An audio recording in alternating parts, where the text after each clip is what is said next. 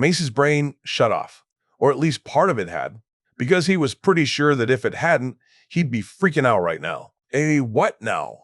A plot to commit genocide against the Jedi, Ezra said seriously, no longer teasing or cavalier. He was serious. He was serious. This wasn't a joke. Mace suddenly had a very bad feeling about the implications of it all. You said you were born 3 years in the future. Yes. Ezra cut him off softly. Yes, it happened. Yes, it worked. And by the time I can remember, there were no Jedi.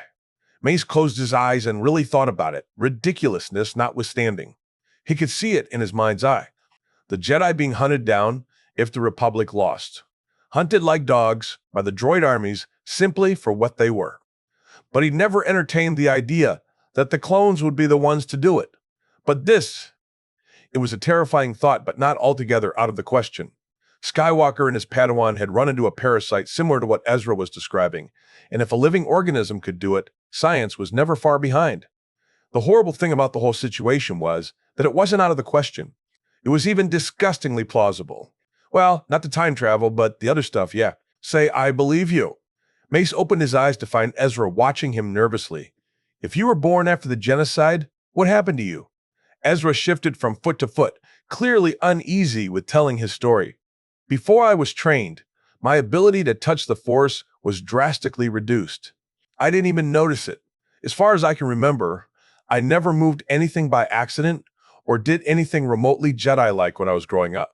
It probably saved my life. I lost my parents young, so I grew up on the streets. That's how I met a survivor of the Purge. Mace nodded along, Deepa. What? Ezra blinked at him, confused. No, I never met Deepa. Mace blinked slowly. You said Grand Padawan? Ezra blinked and then ducked his head, looking sheepish. Stang? I did, didn't I? I guess I meant Great-Grand Padawan. Caleb. Mace nodded, understanding now. Deepa would never have let her Padawan be this feral, even if Caleb could be overconfident at times. Ezra blinked again, pausing. Yeah, I guess he was. Is? Kark, this is confusing. Mace couldn't help but snort and smile in commiseration with the kid. Yeah. I take it you didn't know him as Caleb? Yeah? No. You didn't use your real name if you were a Force user then. Especially if you were on the Temple Registry, Ezra shrugged. I didn't have that problem, but Kanan did. Kanan? Mace turned the name over in his head and tried to imagine what his Grand Padawan would look like, all grown up, if everything had gone to blazes. He also made a mental note to take a look at the protocols on the Temple security over the registry. Names of Jedi shouldn't be easy to get at all. So, he taught you? Mace encouraged Ezra to keep going. Yeah, well, what he knew. He did end up getting knighted in the Lothal Temple, though. Ezra nodded, looking wistful as he remembered. We were in a crew that was fighting back against the government that rose after the Republic fell. Wait, Mace frowned, taking in Ezra's words. The Separatists didn't win? What? Go. Ezra looked part scandalized, part confused. The Republic won. The Purge happened directly after. A cold feeling flooded Mace's gut. He'd been wondering how the Separatists got the clones to kill the Jedi, but this? They won. They still all died. There was no way out. So what was the government? Mace managed to ask, throat tight, at the revelation there was a chance they'd never see win. The Republic was reformed into a Sith-led galactic imperial empire. Ezra said, and then hesitated a moment before continuing. Led by Emperor Palpatine. Or Darth Sidious. Just when Mace's day couldn't get any more complicated. Ezra nibbled on his lip and shifted from foot to foot, eyeing Mace worried. If the man went much grayer, he'd be the one in the medbed, not Ezra. This was it. This was the moment of truth. Whether Mace believed him or not, there was no going back. Sidious's name was now out in the open like a gray cloud of smog, choking him with its presence. It was a powerful accusation, Ezra knew, one that could topple governments and rattle the foundations of the Republic. But it was true. Ezra could only hope Mace could feel it too. Force, Mace murmured, leaning back, so his weight was supported by the wall behind him, hand fluttering up to his mouth. We had heard the Sith Lord was in control of the Senate, but we dismissed it as lies. Are you certain? Ezra bit back a bitter, biting response. They would not help the poor man who was clearly going into shock, considering he tried to kill and manipulate me 3 years ago. He made sure to pitch his voice quieter instead of scathing. and made his force signature calm instead of annoyed. He was really starting to think Mace might be the one needing medical attention by the time they were done. "Yeah, I am." Mace let out a shuddering, halting breath. "So he is the master, and the Sith Obi-Wan killed 10 years ago was the apprentice." Ezra turned sharply to look at Mace, mind churning over those words. The apprentice wouldn't happen to be a red and black Zabrak that is now missing his bottom half, would it? Mace looked up slowly to meet Ezra's eye warily. "Do I want to know how you know that?" Ezra thought of Maul and his sheer desperation and the loneliness he'd felt rolling off him, and old Obi-Wan Kenobi pulling him to his feet with a kind but tired smile. "Probably not." "Of course not." Mace groaned, burying his face in his hands again. "Of course not." Ezra hesitantly came closer to the older man. "Are you okay?" "Kark, no," Mace grumbled from under his hands. Ezra winced. "Stupid question, right? Can I do anything to help?" Mace looked at him through a crack between his fingers. "No." Ezra winced again. "Right. Can I get anyone that can help you?" Mace put a cross between a sigh and a groan, sitting up and letting his hands fall. "No. Meditate with me." Ezra blinked. "What?" "Meditate with me. I need it, and you're vibrating with so much pent-up emotion that I can feel it over my own. It will do us both some good." "Now sit," Mace said, booking no room for argument. Part of Ezra wanted to groan because he still had so much to cover, but the other, more Jedi-like part of him rationally pointed out that Mace was right. He did need to release all the stress and panic in him, now or later. Ezra was pretty sure none of the Jedi would approve of his normal methods of releasing his emotions or getting into the headspace to meditate. Ahsoka had made it quite clear that hunting something down and killing it while meditating was definitely not the Jedi way. It was very useful for survival, though. Ezra sighed and gave in, going over and sitting cross-legged on his medbed across from Mace and closing his eyes. He could already feel Mace's signature sinking into meditation, a state that felt like something between sleeping and awareness. He had a tougher time grasping it. Over the years, he'd trained himself to be constantly alert even when asleep. In doing so, meditation had become something that happened while he was doing another mindless task, like while in hyperspace or hunting or fighting. Kanan had called it battle meditation. Ahsoka had pointed out it was also moving meditation. Maul had grinned all canines and sharp eyes and declared it dangerous. Thrawn hasn't said much of it, though. Ezra guessed it annoyed him because it meant Ezra never had a vulnerable moment. But it made regular meditation hard. Ezra reached out and thought of Atollon and its desolate spaces and airless winds and eerie calls from the canyons and the utter nothingness of the place, and let his mind drift there. He breathed with the wind and soon found himself in a shallow meditation.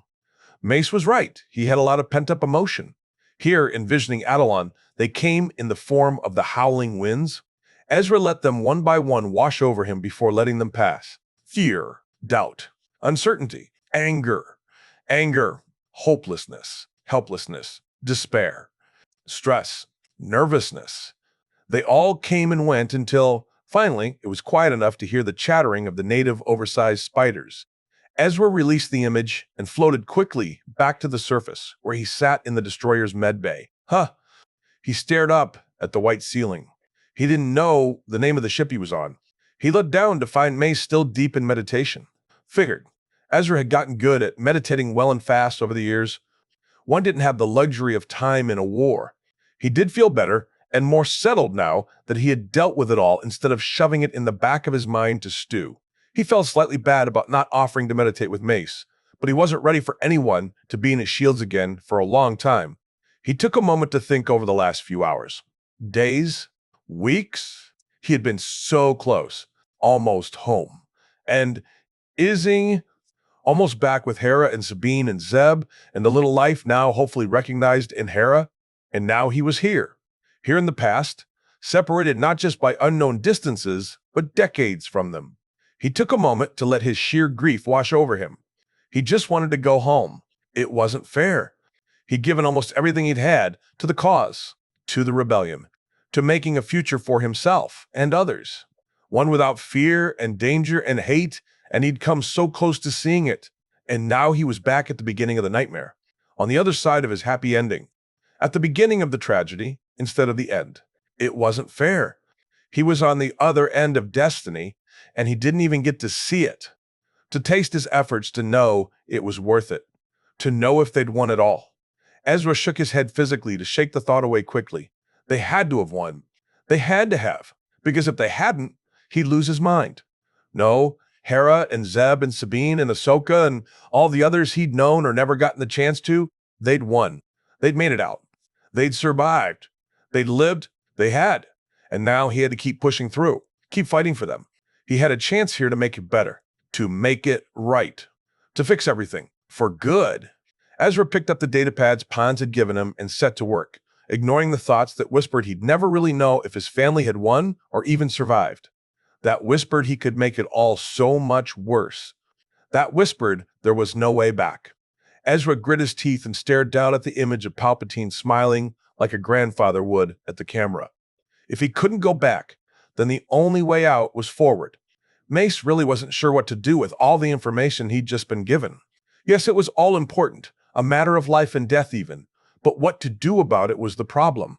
He couldn't very well accuse the Chancellor of treason without any evidence to back it up other than the word of a time-traveling child. And he couldn't address the problem of the chips in the clones without risking a wider system reaction. If they removed a few chips, they had no way of knowing. The system wouldn't have a safeguard and trigger the rest. He had all this sensitive information and no clear way to use it. And, of course, he also had a feral young adult that he'd have to explain how he'd acquired. Mace inhaled deeply as he slowly came out of his meditation. First, he needed a nap. Then he needed to get in contact with the investigation sector of the temple to open a fraud investigation against the Senate in general. And then he needed to call up the council and brief them that they'd be having a sealed closed-door meeting when they returned. And possibly read up on the science behind biochips. Yeah, he had a lot to do. And, of course, he'd have to figure out something to tell Pons and his men that didn't give anything away too soon. He opened his eyes to find Ezra tinkering with the datapad that was currently in 4 floating pieces and many tiny screws. And he needed to figure out what to do with the delinquent in his care. "What are you doing?" Mace asked, voice coming out so much more tired than he'd expected. Ezra blinked, straightening and bonking his head on what looked like the back panel of the datapad as he did so. "You're up." Mace raised an eyebrow at the younger man's wide grin. "Did you meditate at all?" "Yep. I've gotten to the point that when I do, it's very quick and shallow." Ezra nodded, rubbing the spot on his head that he'd smacked. "How about you? Did it help?" Mace stretched, sitting up, and watched as Ezra went back to what he was doing. "Yes, it did." Ezra hummed, pulling out some wires from the depth of the internal workings of the datapad. "Good. What are you doing?" Mace asked, squinting at the datapad pieces. "Rewiring the datapad, so it can't be remotely sliced." Ezra said, like it was obvious, "Can't slice it if you can't understand it." "I take it this was a standard procedure where you come from?" Mace asked, testing his vertigo as he slowly stood. "Yep." Ezra glanced up at him as he began reassembling the datapad. "You gonna keel over on me? 'Cause you almost did earlier." Mace snorted and stretched his arms above his head. "I don't think so." "Good." Ezra clicked the datapad together and booted it back up, "'cause explaining that to your commander would be awkward." Mace chuckled at the thought. "Yes, it would. All right, I need to explain this somehow to my people, and I'm pretty sure you need food. How would you like to get out of here?" Ezra lit up. "Really? I'm not a flight risk or anything?" "Seeing as we've established that you could have broken out at any time but haven't, no, you're fine." Mace shook his head, slightly surprised at his own words. "And I need calf." "Ah, Criff, yes." Ezra grinned, hopping to his feet and shoving the datapad into a pocket of his cargo pants. Mace sighed. Deppa had never been this vulgar or unhinged when she was this age. How exactly did he acquire an elder Padawan responsibility again? He unlocked the med bay door with a gratuitous use of the Force, but really, Mace's headache didn't care about using the Force frivolously right now. Kark, he needed calf. "Sir?" Pons asked uncertainty as he stepped out, Ezra in tow. "He's fine," Mace mumbled, rubbing his eyes. "I need calf." "Sir?" Pons asked more forcefully, and no small part concerned, as Mace headed down the hall without acknowledging him. Pons knew he had a slight calf problem. Mace really didn't care right now. "Pons, do you happen to have an Ori Vold-type VOD that I can sick on our resident feral guest?" Mace asked bluntly, leaning against the cool side of the turbo lift after punching the button for the mess hall level. "I'm flattered." Ezra deadpanned with a grin. There was something wrong with that boy. Sir? Pon said hesitantly, eyes bouncing between Mace, who was sure he looked terrible, and Ezra, who didn't look bothered at all. Permission to speak freely. Granted, Mace mumbled, pressing the back of his head against the cool metal. It helped a bit. Sir, what the cark is going on? Pons asked bluntly with a hint of hysteria in his otherwise calm voice. Oh, could Mace relate?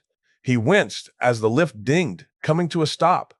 Mace shoved himself off the wall with a good deal of effort as the lift door slid open, assaulting his senses with sound, smell, and signatures. I'll let you know when I figure it out. Ezra snorted, and Pons spluttered as he exited. Dingferrick, he needed calf, and a nap, and food, and a really long vacation, and a raise. Not exactly in that order. Cark, calf, rag.